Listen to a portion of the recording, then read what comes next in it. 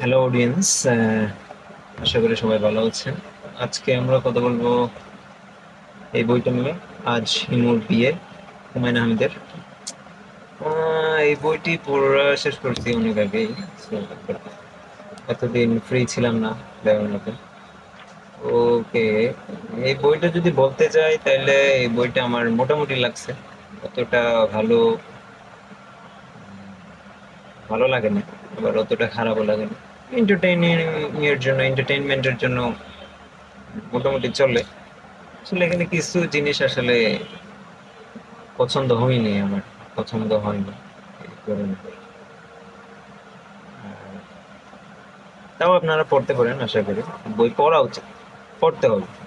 ভালো খারাপ এটা তো আসলে মেইন থিংস না, পড়লে বোঝা যায় কত ভালো না খারাপ, কত অনেকের কাছে ভালো লাগতে পারে, অনেকের কাছে আমার মতোই লাগতে পারে, অনেকের কাছে আবার খারাপও লাগতে পারে। মূল কাহিনী হচ্ছে হিমুর বিয়ে, আজ হিমুর বিয়ে। সো মূলত হচ্ছে কাহিনীতে হিমুর খালা, মূলত যিনি খালা আছেন, ওই যে উম, মাজেদে খালা, ওই মাজেদে খালায় হচ্ছে হিমুর বিয়ে দেওয়ার জন্য একজন মহিলা আটকে রাখে, একটা মেয়েকে। তো এইভাবে কোথায় ওই মেয়ের আবার বয়ফ্রেন্ড আছে, সে আবার ড্রাগ এডিক্ট।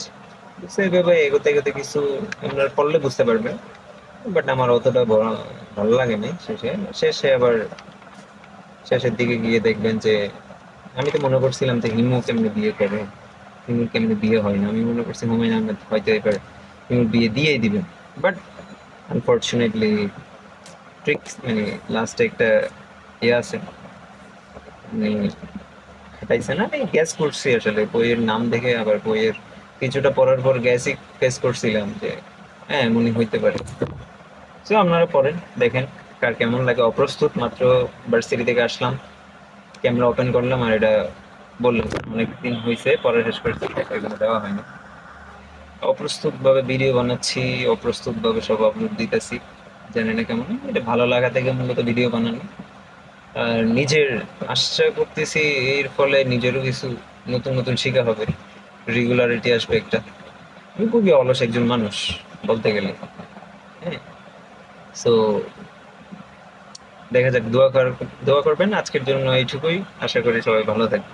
আল্লাহ হাফেজ।